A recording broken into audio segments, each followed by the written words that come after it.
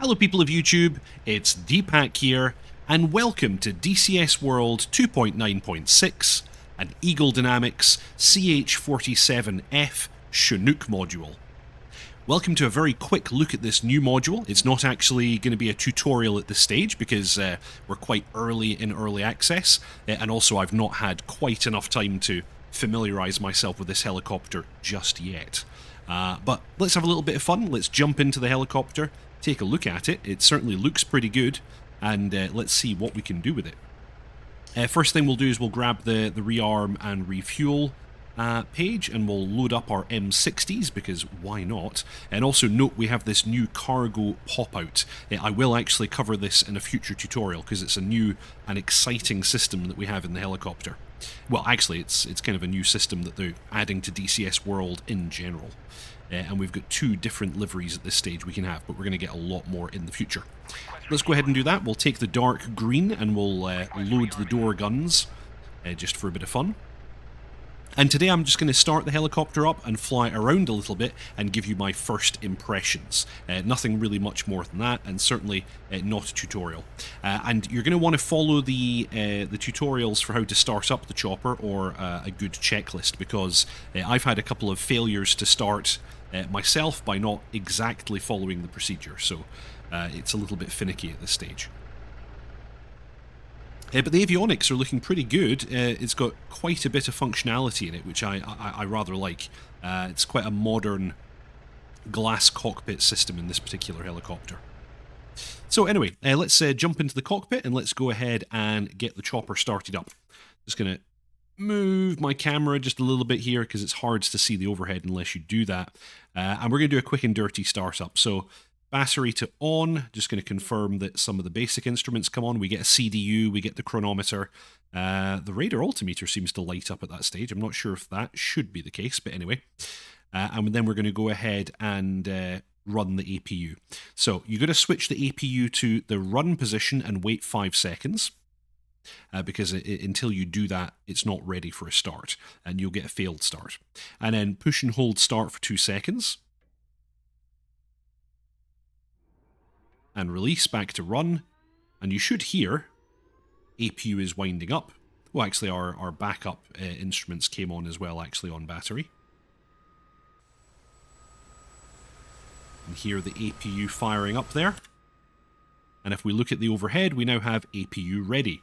So at this stage we can go ahead and turn on the APU generator. And once we do that, we have most of our avionics at this stage. It's going to reset the master caution there. I'm going to go ahead and bring up the engine instruments on this display here because I find that kind of handy during engine start. And we're going to go for an engine start in just a moment, but first we'll run the alarm so people know we're going to do that. And we're also going to go ahead and pop the anti-collision lights on because that, I believe, is correct procedure. Let's have a little look here. Yep, we've got the anti-collision on. People will be aware about what it is we're about to do. So, we're going to want our power transfers on. We're going to want backup power to on. We're going to want load share to TRQ. We're going to start the number 1 engine first. We're going to move the engine 1 condition lever into the ground position. And then we're going to turn on the aft and the forward pumps for engine number 1. That will give us fuel pressure for a start. We also want the crossfeed to be on as well. So now I'm going to want to be able to monitor the engine instruments to the best of my ability.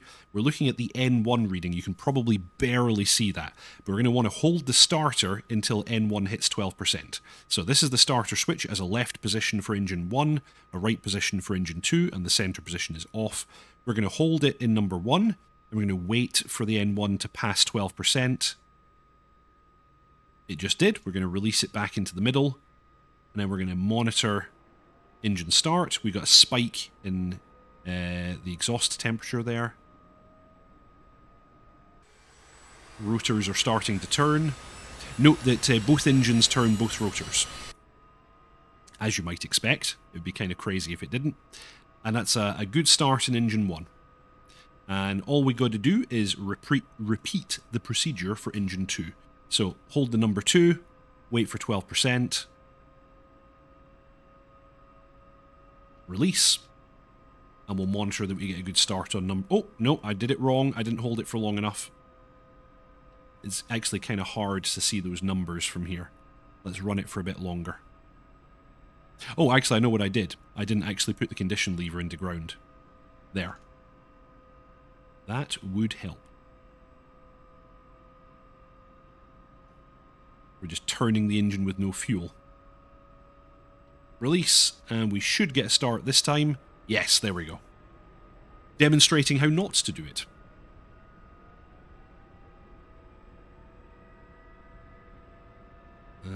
That should stabilise around about 55% N1 as well. Okay, we got a good start. Let's go ahead and bring both of these up to flight.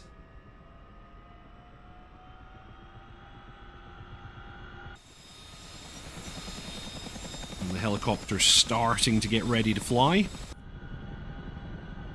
At this stage, we can go ahead and turn on generator for engine 1 and engine 2, turn off the APU generator, and turn off the APU. We can turn off the power transfers, they're no longer required, and at this stage we turn on all of the fuel pumps. And we turn off the crossfeed. And I'll also pop the position lights on. Steady, that's good. Anything else that I want turned on at this stage? That's pretty good. And then down here, I'm going to turn on the, I think it's called the AFCS, I'm not 100% sure, but basically the augmented flight control system. You'll see that IGIs 1 and 2 are showing available, that means we're fully aligned. We get fails for EAPS 1 and EAPS 2, I think, but I'm not 100% sure that at this stage those are not implemented. So that's probably the reasoning for that. I guess we can arm the ASE system and pop it into bypass. I don't know if that actually works at this stage. I know that the radios are mostly not implemented at this stage as well. But that should be all the basics to allow us to fly. Give the crew in the back another little ding ding ding so they know that we're going to go and do something. Let's recenter my display. And for fun, let's go ahead and just pop on the map overlay here. Is there anything else that I actually want? I like that we can peek the WCA here as well. That's kind of nice. Let's actually bring the HSD back. There we go. So yeah, you've got these half and full modes for the display. For the pilot's primary flight display, I'd probably leave it in this half mode. So you've got your VSD at the top, and you've got your HSI/map appearing at the bottom. Right, let's go ahead and if we tap the toe brakes, that's us release the parking brake. And I'm just gonna... This is probably not correct procedure. You should not expect anything that I do today will be correct procedure. Let's just slowly bring in power lever. And what you're gonna notice is the chopper is exceptionally stable with the AFCS system turned on. Like, I'm barely putting any input into this, and it's quite happily just sitting here at a low hover. So anyway, let's pull in just a little bit more power, and let's bring the chopper around. It doesn't take very much yaw pedal to make it turn, and the glass instruments are very simple and very easy to read. So it's very, very nice. So we can have a little look around this base. This is us in the Syria map, by the way. This is in fact just the standard cold start for the Syria map that comes with the Chinook. So, nothing particularly fancy. And you can see on the VSD there, you know, we've got torque showing up, we've got speed, altitude, radar altimeter, your vertical speed, all kinds of stuff. It's fairly easy to read. And I've got what it calls instruments showing on my left MFD, and that's all my engine instruments. Don't really need those in flight, but still, it's kind of nice just to have them there. Yeah, just look how easy this thing is to fly. And we can even throw it around a bit as well. Let's pull a bit more power lever, get that nose down, get some speed going.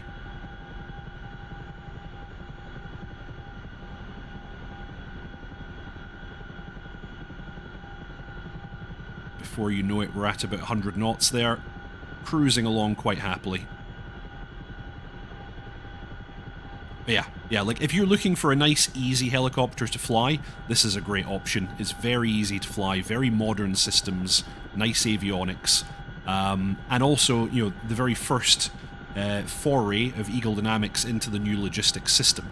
Like I said, I'll demonstrate that in another video, but it's really cool. You can package up anything that works in the logistics system, in the warehousing system, into crates that you can then load into the back of the helicopter, and we also have sling loading capability as well. I saw on the external model that we have two hooks. I don't know if maybe only one of them is implemented at present. I've only seen videos of people using one of those hooks at the present time, but you can definitely sling load with it already. You can also carry troops. And I know in the future they are intending to implement a lot of other stuff as well. But just look how easy this thing is to fly. Very, very, very nice. Really simple. So I'm going to see if I can set it down in a field, and I'm even going to see if I can get it to set down on the rear wheels, because I've seen people demonstrate that in different videos. Let's see. While basically not knowing what I'm doing, let's see if I can actually make it do that. Just for a bit of fun. Okay, getting the speed off, bringing the power back a little. Oh, that is so easy. I've almost picked it into a hover again straight away. That's nice. So I'm going to see if I can... That's actually... I'm drifting around a bit more than I expected. I saw that you want to pull the stick back to the kind of 2-inch position. Oh, it looks like I broke something. It looks like I broke something. I saw bits flying. You see the new animations for the grass and so on. Alright, let's gently bring it down. We're down. I'm going to see if I can hold it, and then on the brakes are actually not working. That's a bit too much. Right, let's bring it forwards. Yeah, the toe brakes were actually not working. I wonder if they are perhaps only applying on the front wheels. I thought that I could hold it like that. Maybe I need the parking brake to be able to do that. Oof. Right. I've definitely broken something this time. That was a heavy landing. We've got some jiggle going on. What's the warning? Number 1, hydraulic controls failure. Okay, let's reset that master caution. Let's see if I can get it back in the air just for a laugh. Yes. Yes, it will fly again, despite very clearly being damaged. We've got a good old jiggle going on there. Right, let's get it back down in one of those fields and shut down the engines and see what condition the rotors are in. So yes, you can. It does have a damage model. You absolutely can break it if you're cack-handed like I am. In my defense, this is like my second time flying it, so I don't exactly know what I'm doing. But as you can see, the display is very nicely modelled, avionics pretty nice, and the flight controls are very easy to operate. Let's see if we can land this bad boy again. Okay, we're on the ground, on the brakes. Nice. Let's go ahead and set that parking brake. Okay, parking brake set, and let's see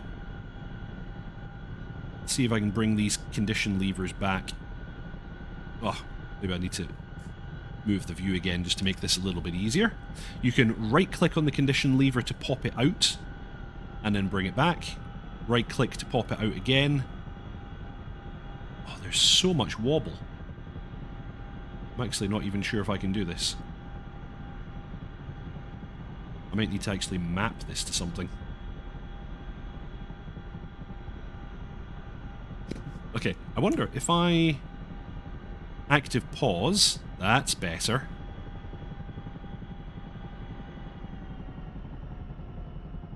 And then we're going to bring it out of active pause. Okay. It was the only way that I was able to actually move those.